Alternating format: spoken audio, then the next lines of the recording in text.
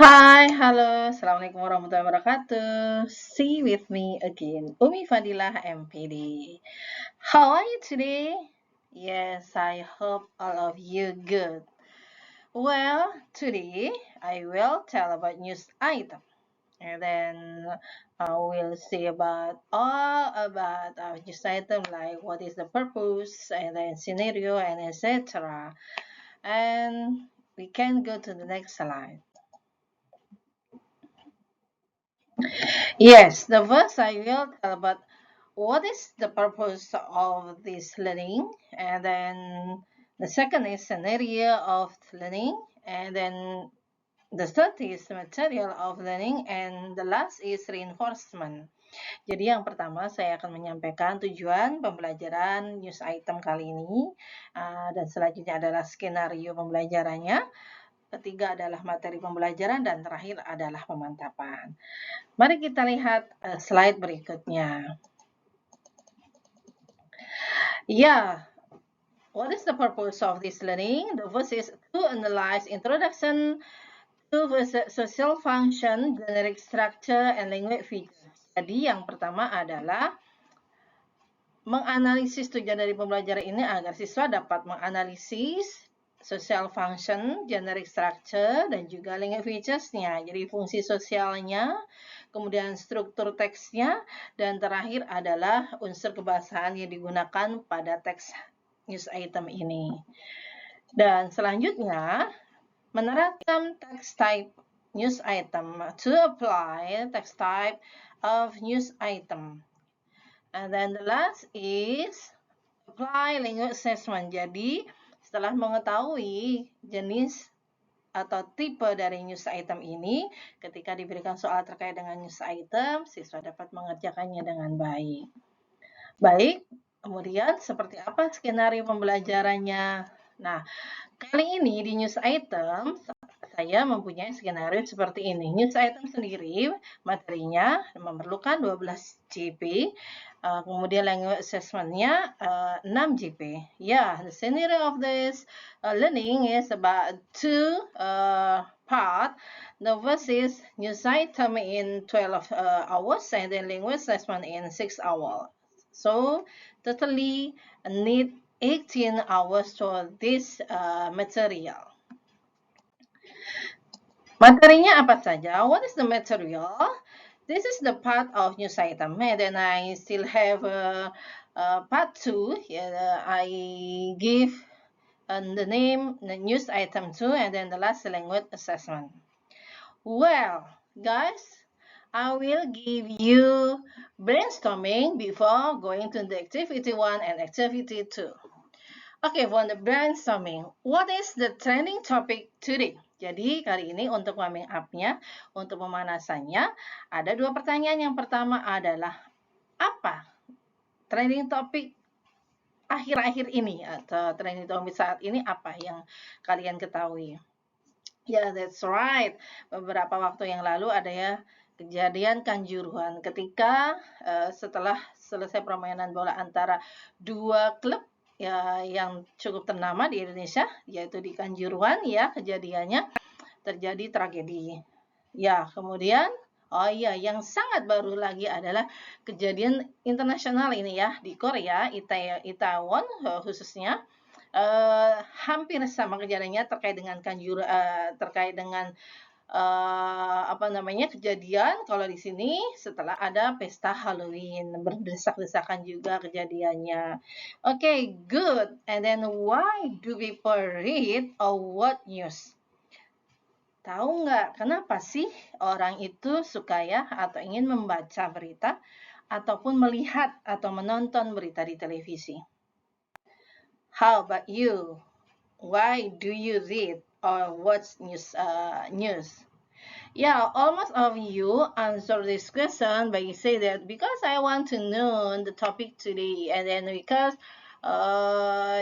just kepo you say ya, jadi hanya ingin tahu, kemudian makanya membaca gitu. Yeah, that's right. But actually, the current purpose is why people read or watch news because actually they need it.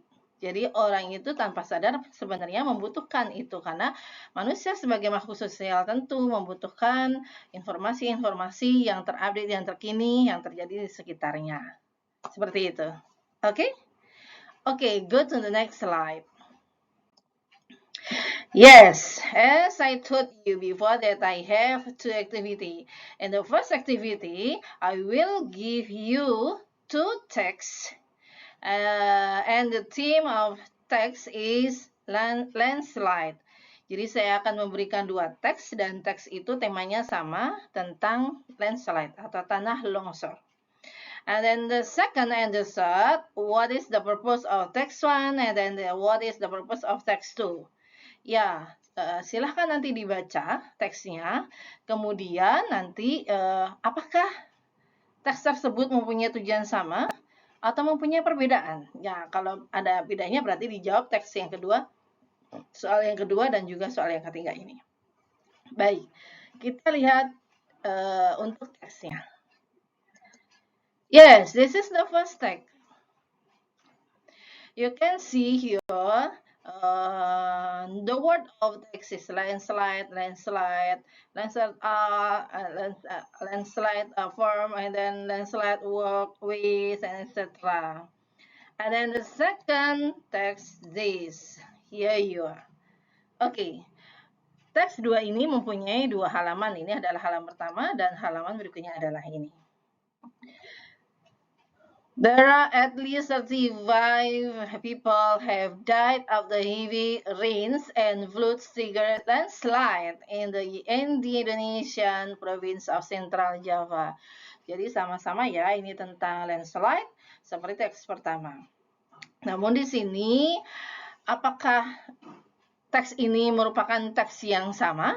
Di situ lihat lagi the landslide, very dozens dan etc. And then the 35 killed and then 31 dead in landslide and 4 died in the flooding. Jadi apakah teks ini dua-duanya mempunyai tipe yang sama atau berbeda? Simpan dulu jawabannya. Kita lihat teks slide berikutnya. Ya, di sini kita akan tahu jawabannya. Yes, right. The birth of text is different. Different in what? Communicative purpose. Jadi, teks tersebut teks yang berbeda.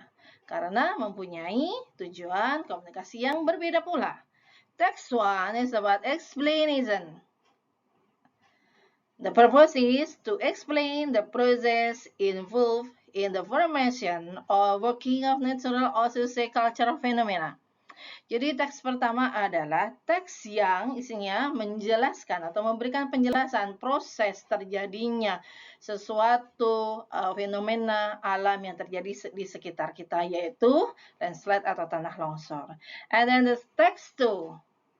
This is news item what is we talk about as a material today. To inform the readers about events of the day which are considered newsworthy or important. Jadi tujuannya adalah to inform the readers, menginformasikan kepada pembaca about event tentang kejadian of the day yang terjadi hari ini atau saat ini which are considered newsworthy or important, di mana di sana ada yang namanya newsworthy or important, ada satu atau hal yang sangat penting terjadi di sana sehingga diberitakan. Kemudian di sini ada kata-kata baru muncul yang namanya atau kosakata baru newsworthy. What is newsworthy? We will know about that in the next slide. Oke, lanjut ke slide berikutnya. What is the social function of news item? Nah, di sini kita ambil kesimpulan. Jadi sebenarnya social function dari news item itu apa sih? Nah, inilah jawabannya. To inform readers about events which are considered newsworthy or important. Lagi-lagi ada newsworthy important. Jadi menginformasikan kepada pembaca tentang kejadian di mana ada peristiwa penting atau berita yang sangat penting di sana. What is newsworthy? Newsworthy means important information about recent events or happenings especially as reported by news media. Jadi news ini mempunyai arti bahwa informasi penting dari sebuah kejadian yang sedang terjadi, khususnya yang disampaikan atau dilaporkan oleh media massa. Seperti itu. Sampai di sini bagaimana? Jelas ya? Oke, kita lanjut ke slide berikutnya. Kemudian, setelah tadi mengetahui social function-nya, kita perlu tahu nih generic structure-nya, ya, atau struktur organisasi dari si news item ini sendiri. How is a news item organized? Bagaimana sih news item ini susunannya? Seperti ini susunannya. Paragrafnya terdiri dari yang isinya yang pertama adalah newsworthy event. Apakah newsworthy event itu? Newsworthy event introduction, the information of who, when, where, of the event. Newsworthy event ini adalah di sini menyampaikan atau memperkenalkan informasi terkait dengan siapa. Siapa di sini adalah bisa pelaku, bisa korban jika terjadi satu kejadian gitu ya. Kemudian ada when ini adalah kapan waktunya terjadi. Kemudian where, di mana kejadian itu berlangsung. Okay, and then next paragraph is background event. What is background event? Background event explaining the background on why or how the event happened. Jadi yang pertama tadi sesuatu itu memberikan informasi, background info menjelaskan. Karena ini adalah menjelaskan, biasanya the headline information itu adanya di background event. Jadi kan sebuah berita, sebuah informasi biasanya ada judulnya yang disebut dengan title, ini disebut dengan headline.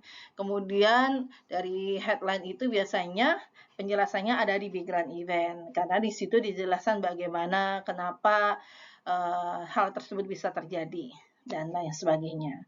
Okay, and then the last paragraph on the last part is sources. What is sources? Sources can be agents, victims, witness, or authorities of the event. Jadi sources itu merupakan narasumber yang bisa diartikan sebagai narasumber, dan ini bisa didapat dari mana saja, dari saksi mata, dari korban, dari pelaku, dari pakar atau ahli yang membidanginya, seperti itu. Sampai di sini bagaimana? Semakin jelas ya. Oke, kita ke slide yang berikutnya. Jadi inilah susunannya dari penjelasan secara rincinya. Generic structure of a news item. Yang pertama, tadi disebutkan bahwa newsworthy events. What is the newsworthy event? Recounts the event in summary form.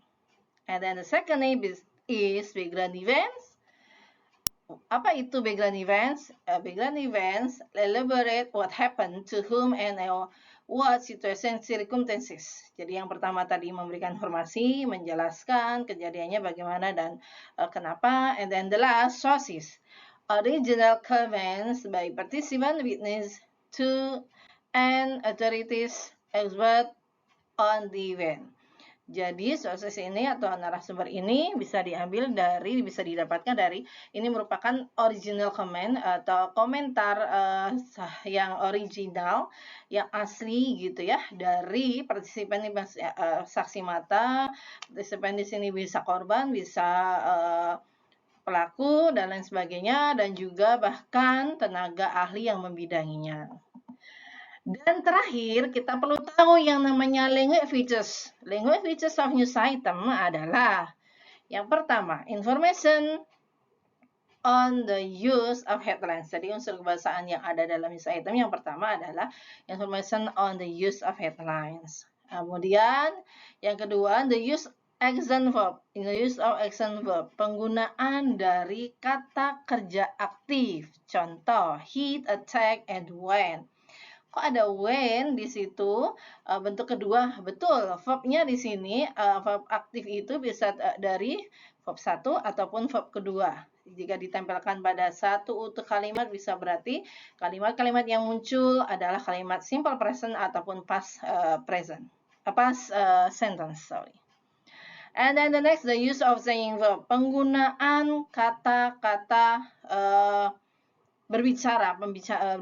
Seperti apa sih? Said, edit, claim, informate. Itu adalah saying verb. Jadi digunakan pada kata saying verb ini muncul biasanya di kalimat direct, indirect. Seperti itu. Atau kalimat langsung, tidak langsung. Berikutnya adalah the use of passive sentence and then the use of adverb in passive sentence, dan terakhir ini lupa belum dimasukkan direct in indirect speech. Oke, baiklah. Setelah tahu tadi social function, kemudian generic structure dan sekalian features sudah lengkap ya. Karena sudah lengkap pengetahuannya, mari kita lanjut ke activity 2. Go to the next slide. Yes. This activity, I will give you text again, and then please identify only two generic structure and language features. Jadi saya akan memberikan teks kepada kalian, kemudian mulai berlatih bagaimana mengidentifikasi generic structure dan juga language features yang ada pada teks tersebut. Oke, here we are go. Yes. This is the text. Apakah teks ini susunannya sudah tersusun dengan baik? Apakah sudah sesuai? Kita lihat. Paragraf per paragraf. Adakah paragraf yang harus ditukar? Ya, that's right. Di situ terlihat ada yang timpang ya, harusnya. Bagaimana? Ya, most of the landslide adalah merupakan paragraf kedua, sedangkan Sutopo-Nugroho bisa bertukar menjadi paragraf ketiga. Kita lihat apakah benar seperti itu? Go to the next slide. Iya, betul sekali. Jadi tadi tertukar, paragraf ketiga harusnya kedua dan kedua harusnya ketiga. Mari kita identify generic structure-nya. Apa saja tadi? Ada subject event, kemudian apa lagi? Background event, dan terakhir adalah source. Namun sebelumnya kita perlu mengenal yang namanya headline atau judulnya, Flood Landslide Kill 35 in Central Java. Dan selanjutnya adalah news event, background event, source. Source boleh ada dua. Jadi paragraf yang ada dalam news item biasanya source itu lebih dari satu. Kalau dia mendapatkan narasumber yang banyak sekali, bisa bahkan lebih dari dua. Oke, bagaimana language features-nya seperti ini? Saya menandai information on the headlines, itu informasi headlines itu ada di background event yang berwarna biru. Oke, action verb I put green colors, the green one. How many action verb? 1, 2, 3, 4, 5. Kill, triggered, rescue, evacuate, and buried. And then how many saying verb? Verb ada dua, dan dua-duanya menggunakan said. Tidak ada claim, tidak ada inform atau told here. Jadi, said ini menempel pada direct and indirect speech. Kalimat directnya, direct itu ya, atau kalimat langsung biasanya setelah berkata, langsung ada tanda kutip seperti di paragraf ketiga. Sedangkan, jika disebut sebagai indirect speech atau kalimat tidak langsung setelah kata said, itu ada kata sambung that. Itu merupakan indirect speech. Bagaimana? Cukup jelas ya? Oke, dan tibalah kita pada yang namanya reinforcement atau pemantapan. What is the generic structure of news item? Apa itu generic structure untuk news item? Apa saja? Ada tiga. News of the event tells the event in the summary form. And then the second background event, elaborate what happened, tell what caused the incident. And then the last is sources, comment by participant, witness, authorized in the event. Gitu ya. Dan apalagi yang perlu dimantapkan? What is the language features of news item? Information on the use of headlines, use of action, verb, use of saying verb, and use of direct and indirect speech. Jadi ada 4 ya. Kalau generic structure ada 3 tadi, news of the event, background event, dan juga terakhir adalah sources. Dan untuk language feature ada 4, information of headlines, action verb, saying verb, dan terakhir adalah direct and indirect speech. Baiklah, sampai di sini kira-kira saya rasa cukup jelas dan sangat paham ya, teman-teman. And then I say thank you for your participation, for your for your attention, and then thank you very much. And I will make a video in the news item part 2. Okay, bye. Assalamualaikum.